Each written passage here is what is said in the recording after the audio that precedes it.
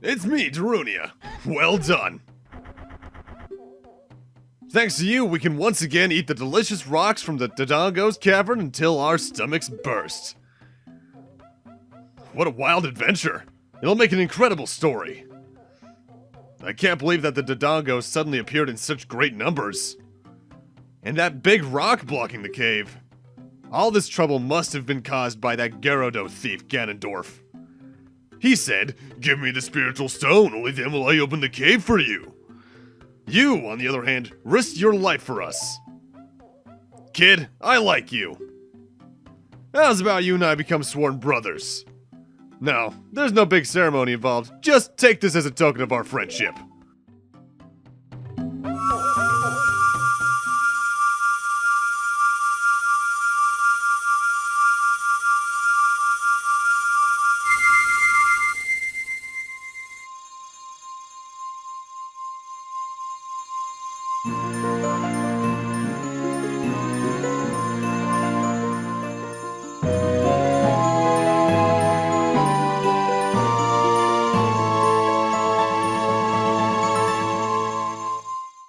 We've obtained the Goron's Ruby. This is the spiritual stone of fire passed down by the Gorons.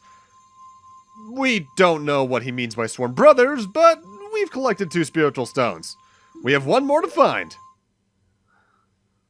Brother, you'll keep brushing up on your skills as you travel, won't you? You should go see the Great Fairy on top of Death Mountain. She'll power you up. Hey everybody, let's see off our brother. What? You did great! How about a big Goron hug, brother? Oh god! Run away! And with that, hello everyone and welcome back to Let's Play The Legend of Zelda Ocarina of Time. In the last part we finished up to Dodongo's Cavern and now we've gotten the Goron's Ruby, so that's 2 stones down, 1 to go. Before we continue on though, we want to head around not only Death Mountain itself to grab a few items that we can grab now that we have bombs, but also do a few more things around Hyrule. To start, there's this particular gold skullshell who's one of the few who's not from a piece of soft soil, or patch of soft soil rather, that is still available during the day because it's in a dark cave. And this one is particularly troublesome to grab, as you either need to wait until you get the item from the 3rd dungeon or realize you can climb this wall for some reason. I don't know why they couldn't have made that more obvious. I know in the 3DS version, they made that wall have a certain texture that we'll see later this very part on a certain climbable rock wall. But here in the N64 version, that's just a plain rock wall. Who could think they could climb that? It doesn't make sense. But we can at least get it now, as opposed to when I was younger, when I thought you couldn't. I even think certain strategy guides may have thought you couldn't climb that wall, but I'm having trouble remembering, because I know I've mentioned before that my brother is the one who introduced this game to me, but this is also one of the games we had the strategy guide for at the time. We had this strategy guide, the Final Fantasy VII strategy guide, and a couple of scattered others, but those were the 2 main ones we had because he loves these games. By the way, purple rupee here behind this bombable wall, that is 50 rupees total. And I'm having trouble remembering if that strategy guide says you can climb to get that particular,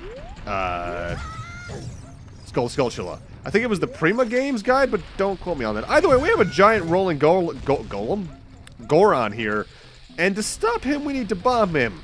With that said, just due to the size and the inconsistent speed, this is a surprisingly hard Goron to stop. My best bet for you would probably be to try and bomb him around this point, as it's just the best point you can probably do it. Plus, if you shield drop the bomb, you can get it down a good time. Hi there. Alright, I'll give you this in praise of your courage. And we get a big bomb bag. Now we can carry more bombs up to a maximum of 30 instead of 20. Now here's the thing, I'm not exactly sure what triggers him giving you that. Obviously you need to bomb him and talk to him for it to happen, but there's sometimes where that happens where he just goes, "Hey man, what the hell?" and then continues rolling. I want to say it might be whether or not you bomb him from the front of him or behind him that is the difference, but I don't have a way of knowing that for a fact. Now, with that, we can now head, with bombs now rather, we can now head into the northwestern room of Goron City. where there's not much beyond a bunch of rocks, but there are some notable things to grab behind the rocks. This is a bomb maze where you need to find yourself around the right pathway within your limited bomb count. With that said, especially if you get the big bomb bag right before this, you have more than enough bombs. There is notably a path along the side that leads to a chest that contains, I want to say, 200 rupees. But we can't actively break that, as the rocks guarding the way to that are red rocks that we can't break until, at least part 20-something.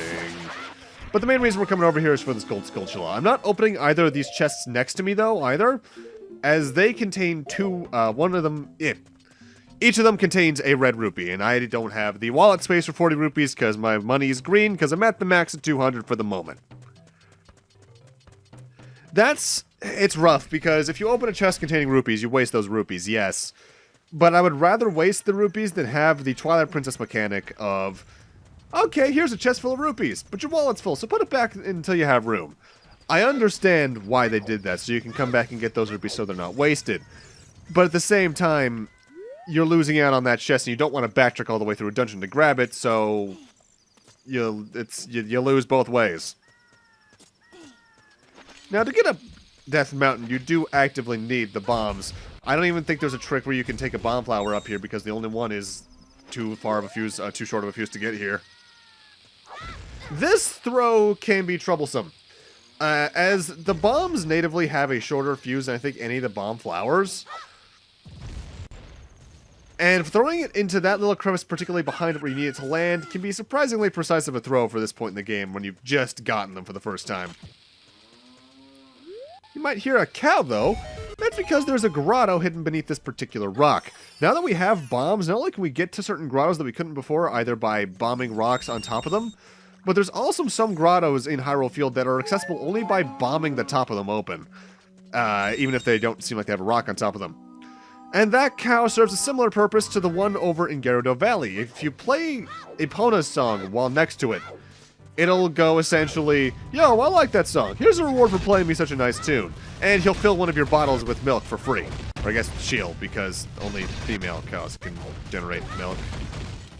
Unless you're most elements of fiction where they just make it all cows. I'm looking at you, Barnyard. Weird movies. Weird movies. And being an erupting volcano, through that little path there, you need to constantly use the Hylian Shield as a blocker to prevent rocks from falling on you and breaking your spine. Although, theoretically speaking, the kinetic energy would still spread into Link's back from the shield and still break his spine. This is the texture, by the way, I was talking about a moment ago, that was in the 3DS version in the room with the gold sculpture. They just moved this over there as well, so you could tell, oh, I can climb that. And I'm thankful, because I like grabbing that sculpture early. It feels good. With that said, though, we're already at the peak of Death Mountain. Despite what it looks like on the map, Death Mountain isn't a particularly tall mountain, at least with the section you get to explore. Oh, hi, Kapora Gabriel. I think if you talk to him before entering this next area, he says something different, but I have not done that in over a decade, so I don't remember. Welcome to a great fairies fountain. These ones don't have the fairies like the previous ones we saw in the Lost Woods do, and here you need to play Zelda's Lullaby, and then a very particular event happens because of that.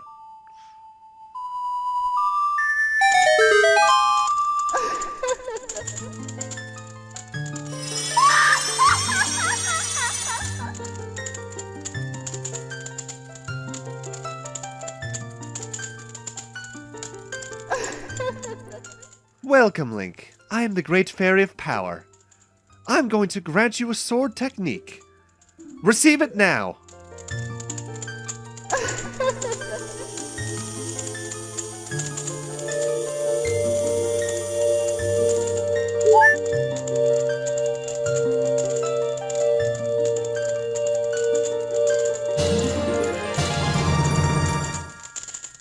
We mastered the secret sword technique of the spin attack. Hold B to charge your weapon. Release B to unleash a wave of energy with your spin.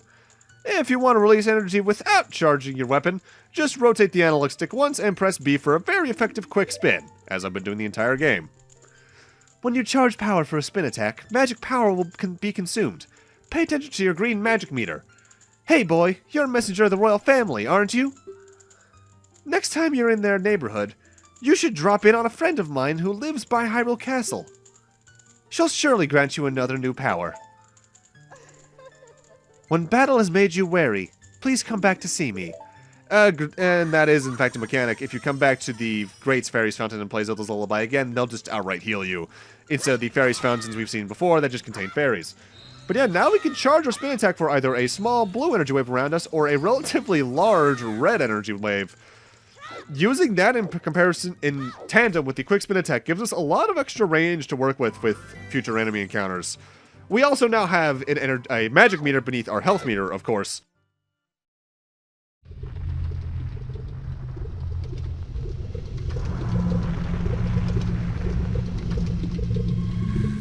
The strange but abusable thing is, though, if you do a quick spin attack, it doesn't eat up any magic, so you can just do that for easy keepings.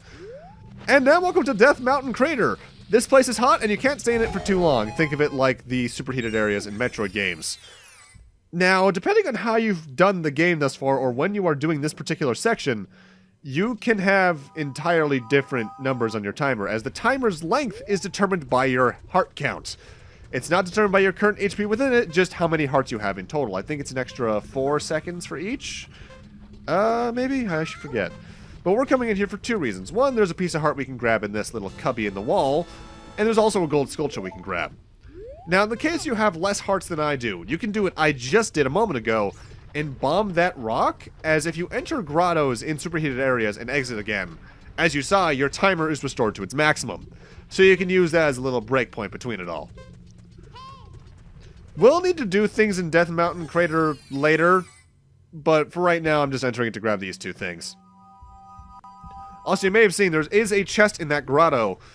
I think most grotto chests are either ammo refills or blue rupees, which is the main reason I'm not entering most of the grottos in the game, as I don't need money. I have enough. And there's the gold sculpture we came here for. Let's get out of this place. It's hot. It feels like Florida. Although actually, given that there's probably low moisture, it's probably more like that time I was in Arizona and it was 112 degrees one day. That sucked. Ooh. Well, it looks like you've grown up a little from the Great Fairy's power. But you still don't really look like the hero who'll save Hyrule. At least, not yet. If you're going back down the mountain, I can lend you a wing. Come here and grab my talons, and hold on tight. Woohoo!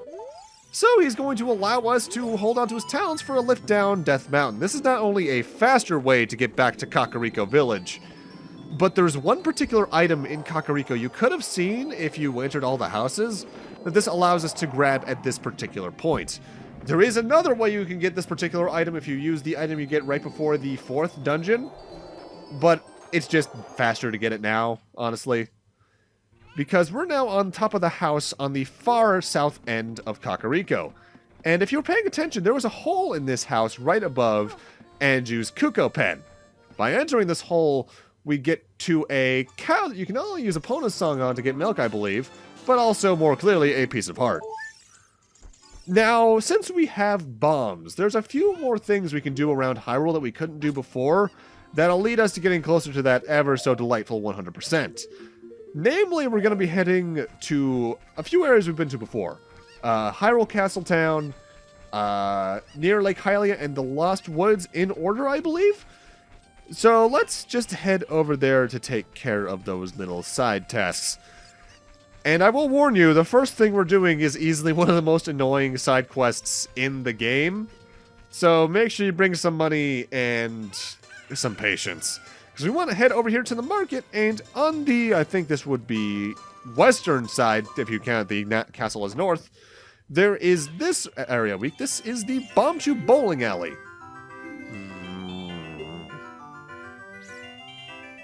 What? Uh-oh. A customer. Welcome to our cutting-edge amusement center, the Bombchu Bowling Alley. Do you want to know what you can win? Well, it's a secret. I can't tell you until you've paid to play. It's 30 rupees per game. Do you want to play? Yes, we do. We want to play 3 times. Okay, aim for this hole in the center and let the Bombchu go. You get 10 tries. Ready? Let's bowl. Oh, I almost forgot. Here's what you can win. Start. Bombchus are odd items. They're bombs that move forward like mice in a zigzag pattern. If they hit anything along the way, they automatically explode, but they do have a timer indicated by their flashing. I think they do have natively a longer fuse than bombs, though. However, this minigame is super annoying because the movement of the Bombchus is so precise with the direction you can be facing that they can climb up the walls, up the wooden poles on the walls themselves, get stopped by chickens who don't die by the explosions or just barely miss the hole you're aiming for. This is one of the most precise, just due to the Bombchu's movement, and most annoying minigames in Zelda history, in my opinion. As for the rewards you want here, you also want to play it at least 3 times, as I believe the rewards are always in the same order. I think it's almost always the Piece of Heart first, then some bombs, then the second reward we're here for, which is the biggest bomb bag in the game. Then I think it's either purple rupees or a Bombchu, or then it's the latter of those two. Now, Bombchus can be useful items to get at this point in the game, so you might want to try and get some because they do fill your inventory. But I don't like them. I'll only ever use them in the game when it's required. Also, I'm just cutting out the second round in total because you don't want to see that twice. It's the exact same game. The only part of the game that's outright random is what side the second hole is going to be on, as it can either be on the left side of the screen or the right side of the screen. So now we can now hold the maximum of 40 bombs, which is more than you ever really need, honestly. If you're accurate with your bombs, you'll never run out. With that, though, it's time for us to go actually back to Hyrule Castle. As you might recall, the Great Fairy on top of Death Mountain mentioned that she had a friend over here. And now that we have bombs, we can now access her. In particular, you may have noticed there was a bombable rock just behind a sign over here at the dead end. This is our goal. Also notable, this is also where a very famous old glitch you could find was, where you could climb the seam of this hill and jump into a portion of Hyrule Castle you're not supposed to get to and glitch into some weird little meadow area. Oh, back when some of the most interesting videos to watch on YouTube were how to get different colored gauntlets later in the game. Kind of depressing to look back that was the most interesting stuff, now that I think about it. Huh. Either way, play Zelda's Lullaby again. It's what you have to do every time you find one of these places.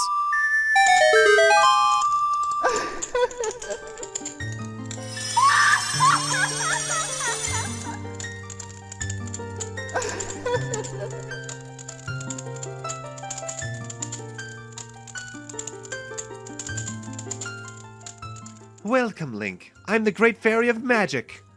I'll give you a magic spell. Please take it.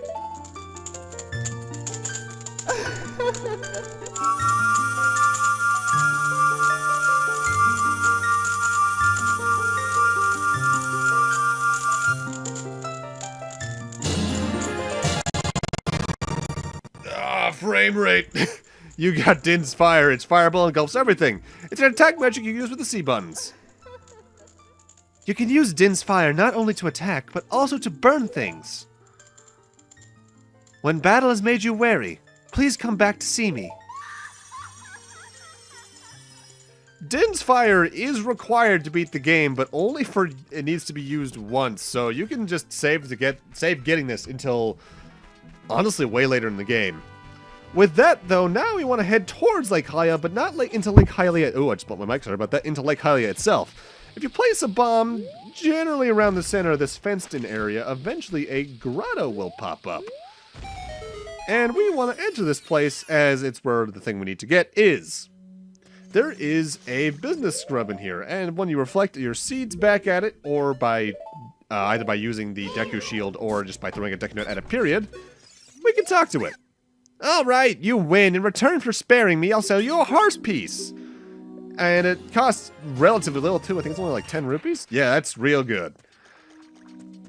And now we immediately want to head over to our next destination, which is the Lost Woods. From here, we want to head generally towards the end of the Lost Woods itself, towards the Sacred Forest Meadow. Though I'm entering from this particular entrance as it allows me to come over here and grab some bugs, because I couldn't catch my bugs when I got the soft soil patch in front of Dodongo's Cavern. So, lost my little buddies and I needed to catch some new ones. Now, out of all the upgrades I'm getting during this little collection segment before heading off towards new stuff, this is probably the least important item you need, because Din's Fire is required later on in the game. Heart pieces are just always nice. This is just a capacity upgrade we're going for from another business scrub. And they are beneath this rock. This was one of the upgrades that took me the longest to find, just because I plain forgot about it more often than not. It's this particular scrub, and let's talk to him. He'll allow us to pick up more Deku Nuts. Again, not very necessary, but it helps. I think the other one just sells Deku Nuts or sticks. He doesn't have much for you. But with that, I'm going to need to end this off here. Thank you guys for watching, and in part 10, I believe we're starting the trek over to the next dungeon. I actually can't recall. See you guys then.